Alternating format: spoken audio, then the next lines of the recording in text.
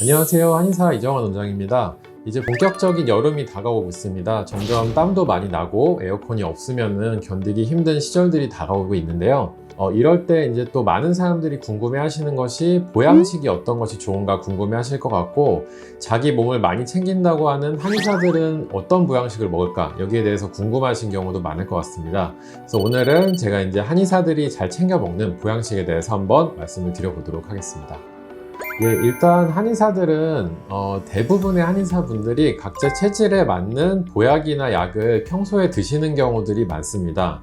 아니면은 흔히 알려진 보약인 경옥고라던가 공진단이라던가 이런 것들을 진료하다가 힘들면 챙겨 먹는 경우들도 많은데요. 흔히 우스갯소리로 이제 공진단이랑 경옥고랑 이제 좋은 산삼까지 해가지고 세 가지를 먹는 경우에 이제 트리플 크라운이라고 이런 식으로 얘기를 하기도 합니다. 그래서 이런 식으로 그 한의사들은 한약에서 사실 보양식의 도움을 좀 많이 받고 있는데, 또 이제 본인의 체질에 대해서는 어느 정도 아시는 분들이 많기 때문에 본인의 체질에 맞는 음식들을 또 드시는 경우들이 많습니다. 그거는 제가 영상의 뒤에서 좀 더 말씀을 드리도록 하겠습니다. 일단 보양식의 효과를 좀 극대화하려면은 결국에는 소화 흡수가 좀 잘 되게 만들어야 됩니다. 그래서 이제 조리 방법도 좀 중요할 것 같고요.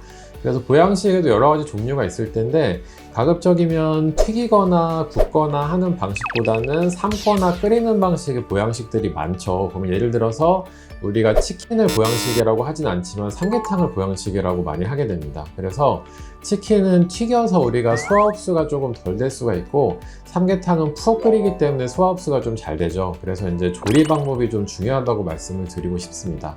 그리고 어떤 음식과 또 곁들이냐도 굉장히 좀 중요할 것 같은데요. 일단 그 보양식 드신다고 해서 술을 같이 많이 드시는 경우들이 많습니다. 흔히 이제 무슨 탕에다가 오늘 보양식 먹으니까 우리 좋은 음식에다가 술 한잔 하자 해가지고 소주 한 2병, 3병 이렇게 드시는 경우들이 있는데, 아무래도 술을 많이 드시면서 보양식을 드시게 되면은 효과가 좀 떨어질 수밖에 없습니다. 체질에 맞는 약술이라던가 이런 것들을 간단히 곁들이시는 건 좋을 수 있는데, 음주를 너무 과하게 하시는 건 좀 피하시라고 말씀을 드리고 싶습니다. 그리고 이제 보양식 중에서 좀 드실 때 주의를 하셔야 될 게, 여름 보양식이 좀 차갑게 먹는 것들이 있어요. 예를 들어서 초계탕이라든지 아니면 냉수육이라던가 냉콩국수 이런 식으로 좀 냉한 음식들이 많은데, 속이 차거나 소화가 안 되시는 분들은 이런 냉한 종류의 보양식을 드시게 되시면 오히려 소화도 안 되고 설사하거나 이런 증상이 있기 때문에, 보양식을 가급적이면 너무 냉하게 드시는 거는 좀 추천을 드리고 싶지 않습니다. 저는 체질을 보통 사상 체질보다는 오행 체질로 나누게 되는데, 대부분의 환자분들이 좀 알고 계시는 체질이 사상 체질 쪽이기 때문에 오늘은 사상 체질에 맞춰서 한번 설명을 드려보도록 하겠습니다. 먼저 태양인 같은 경우는 이제 오행 체질에선 또 금 체질에 해당한다고 할 수 있겠는데요. 태양인은 기본적으로는 육류보다는 해산물이라던가 야채, 과일 쪽을 많이 드시는 것이 좋습니다. 제가 추천드리는 보양식으로는 해삼이라던가 전복이라던가 낙지라던가 이런 해산물류가 들어간 보양식을 좀 추천을 드리고 싶고요. 체리도 태양인의 보양식으로 많이 알려져 있습니다. 그래서 체리나 포도 같은 과일을 좀 드시는 것도 괜찮을 것 같아요. 구체적으로 좀 보양식을 추천을 드린다고 한다면은, 요새 보면은 이제 해물탕이나 이제 해물찜 이런 것들이 많이 나오게 되는데, 이것들을 너무 간을 맵게 해서 드시는 건 또 태양인에게 좋지는 않기 때문에, 너무 매운 걸 드시면 또 역류성 식도염이라던가 이런 증상이 발생할 수 있으니까요. 간을 너무 강하지 않게 하는 해물찜이나 해물탕 이런 것들이 태양인에게 좋은 여름 보양식이라고 할 수가 있겠습니다.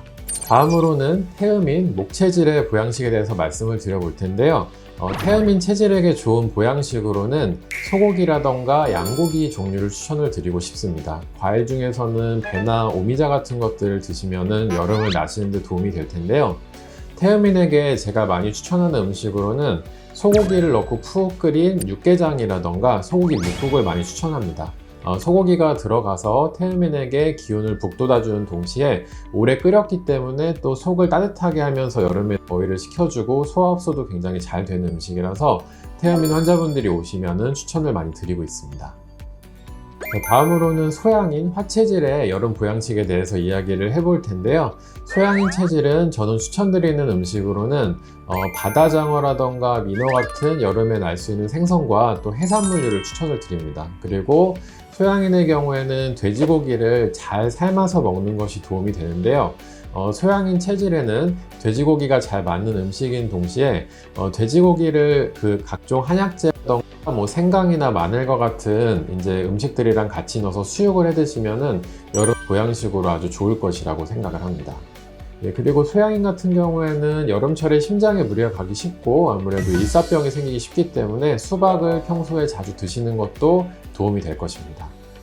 자, 마지막으로 소음인에 대해서 말씀을 드려보겠는데요. 소음인에게 좋은 여름 보양식으로는 닭고기라던가 양고기, 그리고 복숭아 같은 과일, 그리고 인삼이나 생강 같은 몸을 따뜻하게 할 수 있는 약재들을 추천을 드립니다.